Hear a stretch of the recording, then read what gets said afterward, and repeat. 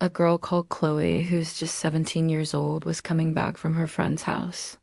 She decided to book an Uber because it was late and she didn't want to walk alone in the dark. She waited a few minutes and soon a black car pulled up outside her friend's house. It was a bit creepy because it wasn't the usual Ubers that come to pick them up. Usually they were always a different kind of car, and this was the first time ever that she had booked a black car. She ran for what felt like hours until she finally stopped. She was out of breath, so she sat down on a nearby bench to catch her breath.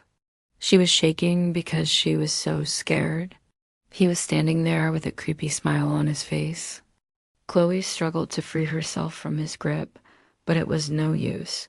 The driver was strong, and he wouldn't let her go. She looked around and realized that the car was driving on an abandoned road. There was no one around them. They had both made the same mistake of taking this creepy ride. "I told you to get back in the car," he said.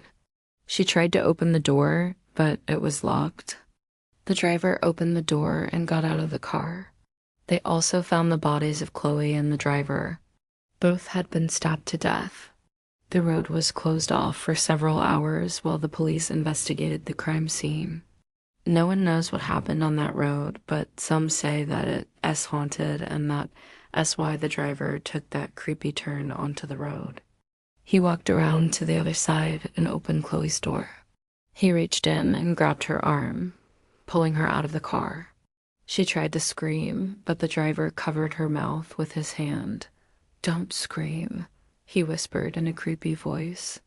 "No one can hear you here." He dragged her into the bushes and they disappeared into the darkness. "Let me out," she screamed. But the driver just smiled at her. It was a creepy smile that made her feel sick to her stomach. "We're not going anywhere," he said. Chloe screamed and tried to run away again, but the driver was too fast for her. He grabbed her wrist and pulled her back. "Let me go," she cried. But the driver didn't listen to her.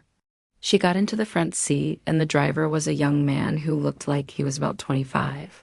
He had a black hoodie on, so you couldn't see his face. All you could see was his eyes. But something about his eyes seemed really creepy. He started driving without saying a word. Chloe was starting to get a bit scared. This was the first time she had ever been in a situation like this. Then the driver turned down this creepy dark road. Chloe instantly regretted getting into this Uber. The road had a sign which said road closed, but the driver ignored it and carried on going straight ahead. Chloe started getting really scared now. She could feel her heart beating fast in her chest. Then suddenly, the driver stopped the car. He turned around and looked at Chloe in a creepy way. Chloe screamed and put her hands up in the air. "What? What are you doing?" Chloe asked. The driver didn't say anything. He just kept staring at her. Then he slowly opened the car door. Chloe instantly panicked. She rolled down her window and quickly ran out of the car. "Mom, I'm scared. I'm lost and I don't know where I am," she said. Her mom's voice was calm and reassuring. "It's okay, honey. Just stay where you are and I'll come and pick you up," she said. Chloe felt a little better knowing that her mom was coming to save her. She started running away from the driver as fast as she could. She didn't know where she was going, but she just kept running. Behind her, she heard the driver say, "Come on, get back in the car." She didn't listen to him.